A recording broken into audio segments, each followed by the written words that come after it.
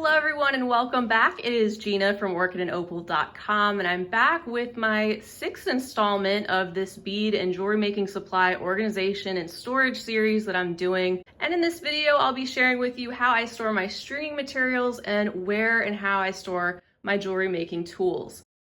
Before we get into it, just a real quick disclaimer in case you're new here. This is a series that I'm doing that I haven't done before in full that just covers my particular beading, storage, and organization. I've had so many people ask me over the past couple years how I store all of my beads and my tools, my supplies. And so this has been a long time coming where I wanted to take a few minutes in separate videos and go through the different aspects of my bead storage. So there are other ones that I've already covered and you can check those videos out. I will link them down below. And I have a couple more videos coming in this series, so I hope you'll stay tuned for those. And also I just want to say, even though this is what I use, I'm not saying this is the best way. I'm sure there are tons of other ways to do it, so you have to find what works best for you. But hopefully in these videos you'll get some tips or tricks or some other ideas that spark your interest that would work great for your particular needs and your space. I'll also have links to all the products that I'm featuring down below the video, and if you have any questions about anything, you can let me know by leaving a comment. What you're looking at first is just mainly my workspace area. These are things that I want to have on hand right away. So you can see on the top of that little shelf that is attached to my wall, I have a pair of sharp thread scissors. I always have my thread zap, and I have a bead awl close on hand and ready to go. I have all those little colorful clips that I use sometimes if I want to keep beads from falling off the thread. Sometimes I will use those in place of a stopper bead. And then next to that on the right, on the top, I have a stack of those little aluminum silver bead trays, those little triangles. I use those all the time. And then the top right is a little cactus pincushion that I gotten from a seller on Etsy who makes those handmade in the UK. I don't know if she does it anymore. It's been quite a while, but Etsy has lots of cute little pincushion ideas. So that's where I have all the beading needles that are ready for my disposal. And then I just keep a separate little bag of some backup needles that haven't been used in a separate location. Down below that, you can see that on some hooks, I have the pliers that I use most often. Those are ready to go too. I have things like my nylon jaw, my crimping pliers, my bail making pliers, but also the ones that are used most often, which are like the wire cutters, the round nose and chain nose. Those are definitely staples that I want to have out and ready to go. And then traveling over a little bit on the right, that pole that you see is going up to a desk lamp. I can't move that. But I have 3 spools that are also on the wall, and those are my spools, the large spools of Fireline that I have in use currently.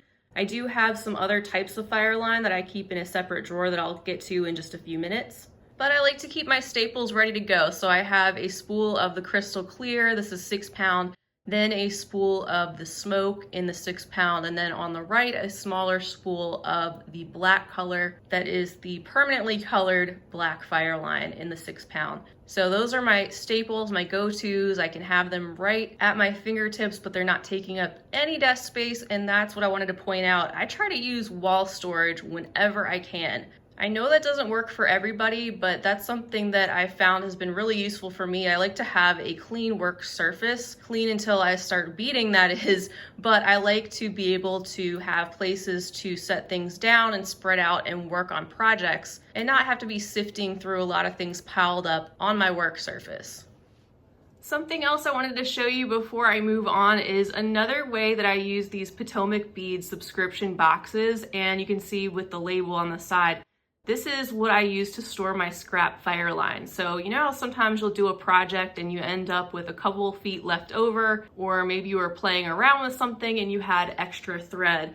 Well, Fireline is pretty pricey, and so instead of throwing those scraps away, I like to put them in this little box and just keep my additional Fireline scraps right in there. And that way, if I'm going to be playing with a new design, or maybe I'm not sure if something will work out, I can just pull from my scrap Fireline before pulling from new Fireline from the spool.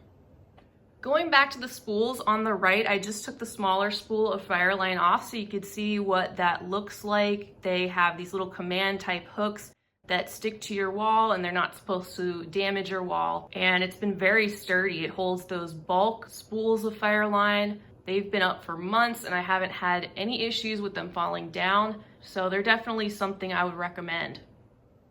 And now we're back at my rolling cart storage, and in the right hand unit is where I keep a lot of my stringing materials, most of them actually, and anything that I don't need to have on hand right away at my disposal. So in the top, I would say 5 or 6 drawers, that's where I store my things like cord and extra fire line, also wire and memory wire, things like that. So I will give you a peek into each of those drawers. So in the top drawer, this is where I store most of my faux suede cord. Over there on the left, all different colors, especially from BB Craft. I also have some waxed cotton cord in all different colors too, and some of my nylon cords that I might use for kumihimo when I do more of that, and some other Chinese knotting cords. Just where I store the bulk of my additional cording that is not beading thread, that's not elastic thread, and not leather. I really like storing these spools in a drawer like this because it's shallow, and so I know what I have just by looking at the top of the drawer. I can just look down and see exactly what there is. I like having these items on spools too. It keeps everything nice and neat. And I just try to keep them orderly and keep the suede cord together, the other cords together, cotton cords, nylon cords. And that helps me save a little bit of time when I'm hunting for something I know exactly where it is. Here's a look at drawer number 2, which houses my bead stringing wire and my elastic cord. I also have extra rolls of fire line stored in that drawer. And then on the left in the front, I have some of those large needles, which can be used along with elastic cord. I also have some monofilament from my very early beading days behind those, and then the container in the back left at the bottom houses some extra large crimp tubes and covers, and then that little round container holds some extra large wire guards. So if I wanted to use those with much thicker cord, I could do that. That's why I have those particular findings stored with my stringing material and cord. In drawer number 3, I am storing all of my jewelry wire. In the back on those loops, I have some aluminum wire in all different colors. The far right hand side is mainly my copper wire, and I've tried to keep them together by color family. So it goes from like gold to copper to antique copper, antique brass, and then I also have my brighter silver, the stainless steel tones. And in the basket on the front left, I have some of those mini spools of very colorful, very thin wire in a 28 gauge in the basket, just so they don't get mixed up with the other spools. And also this tool that I need to use, it's a wire straightener. So instead of getting out your nylon jaw pliers and straightening the wire with those, this looked like it might be kind of interesting. You can run your wire through that and straighten it out. And then in the 4th drawer down, I have things like my leather cords. You can see the bolo cords and the flat leather cords all the way on the left. I also have some of my cord ends there in the middle and the back, some of my jewelry glue there in the front, that B7000 and also some E6000, and also some large hole beads. I find that I use large hole beads more when I'm doing a leather project or something with a thicker cord. So it just made a little bit more sense for me to put those types of beads closer to my cord storage. And then in the 5th drawer down, I have my memory wire accessories. So that's everything from necklace memory wire, I have ring memory wire on the left, and then the gold and the silver tones of tons and tons of bracelet memory wire that I've gotten from BB Craft mainly, and also some of those little memory wire end caps in a container at the back. So that's where I'm housing the bulk of my stringing materials right now, things that I don't need to have right at my fingertips at that moment, but I'd like to know where they are. And you can see that each of those drawers has a little label on it, so I know exactly what's inside. I have one other storage unit that houses the bulk of my tools that, again, I don't need to have at my fingertips at that moment. So let me go over there and show you what that looks like. Now on the right hand side of your screen, you'll see one of my newer additions to my storage system, and these are stackable containers that open up. They have little doors on each of those containers, and you can stack them as high as you want, and each unit is separate, so you can move them around, you could put them under a table. I happen to have them stacked up on a long table that I have with a white tablecloth over it. I could put these underneath, but these are items that I want to be able to get to easily, like my shipping supplies and the items with the red labels over there on the far right, which are my other tools, like my additional pliers, scissors. I have my looming materials if I'm going to do anything with that, which is very small right now, as well as the Kumihimo disc, and just extra things like that are stored in that system. So another reason I like the system, it was pretty inexpensive for all that you get on Amazon. That's something else I'll link down below. But I like how flexible it is, and that's one important thing I keep saying in these organization videos, is that it's important for me to have flexibility in my organization. I like to be able to move things around if something's not working or if something changes in what I'm doing, and I find that a system could be better tweaked or changed. I'll be able to adapt these containers for whatever it is I'm doing. I also use this system for my finished jewelry, which I will show you in a separate video. I want to show you that system because I'm pretty excited about it. And it's been really helpful for me having these doors that open on these containers as opposed to a pull-out drawer. It's a lot easier to pull certain things out when they're stacked up that way. So I will give you a peek at what is stored in the containers with the red labels, the top 3 at least, since this video has to do with stringing material and tools.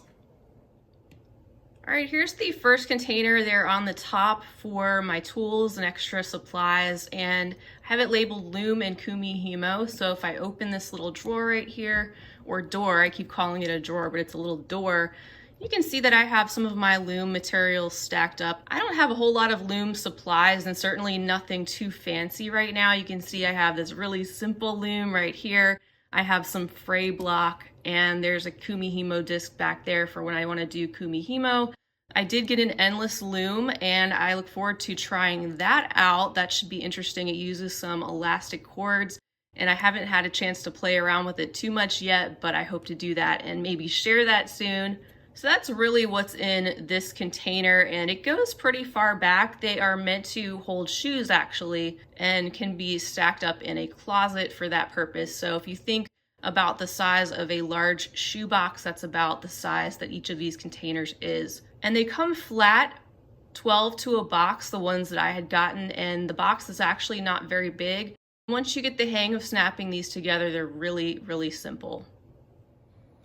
All right, behind door number 2, this is where I store some of my extra tools and supplies. I have on the left a bracelet sizer, a ring sizer. In that bag are some supplies for a wire jig. Again, another little tool that I'd like to use more of and hopefully share to make some things like clasps and other findings. And then below that, I have a little jewelry hammer. I have these 2 blocks here, which are supposed to be used to pound out wire. And then also a little smart setter down there for small crystal stones. And then there's also a block back there that goes with the hammer. So everything like that just kind of tucked in there. I know exactly where it is and where I need to go to find it.